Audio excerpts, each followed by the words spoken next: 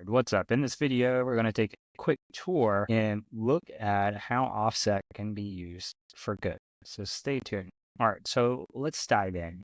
What is offset? Offset is short for offensive security. So this is where all of your hackers hang out, your pen testers, your red teamers, and variations of that flavor. And their ultimate goal in life is to make blue teamers better, but that isn't always the case. A lot of times we see that there aren't fully optimized or fully utilized rather. As an organization, you should be using your offset team as if it's the real deal. What I've seen in organizations is they do their thing. And as soon as your blue team finds out that it's their internal team, they kind of stop working it full throttle. Now, it's understandable that you couldn't work it like it's the real thing and have everyone spun up and working crazy hours. That makes sense.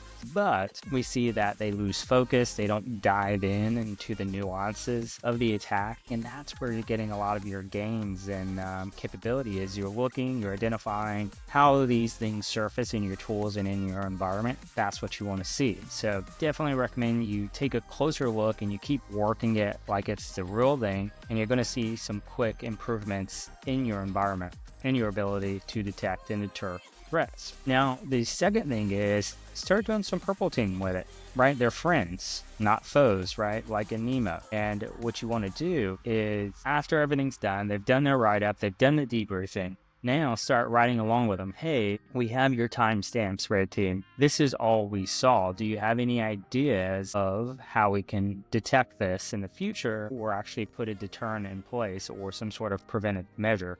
So work with them collaboratively. They actually, for the most part, are very receptive to this type of thing if you're willing to put in the work. A lot of times people think there's this huge divide between the teams, and that's not necessarily true. Red teams like for the blue team to make their life harder in terms of making the environment more secure so that they have to be more creative. They really like doing that. So make it so. Now, the third thing here is make a list of what went wrong. So during your debriefing with these offensive teams, you should have a list of all their clean attack chains, things they identified. And what you should do is go back retroactively and look at what broke to make this so. What things had to have gone wrong so that this attack chain worked, and start dissecting this. Was a firewall rule broken? Was it down? Was this tool not working as expected?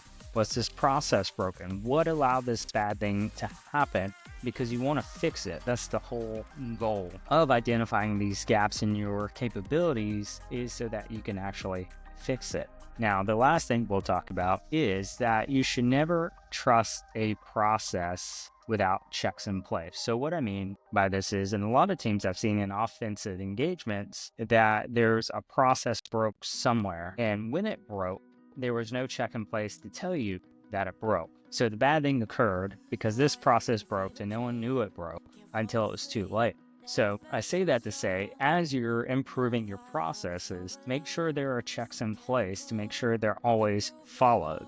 For instance, right, if you're SOC and you create a new process to handle malware or new incident response process, make sure there's something in place like a checklist or something that someone's always checking to ensure the steps are followed appropriately.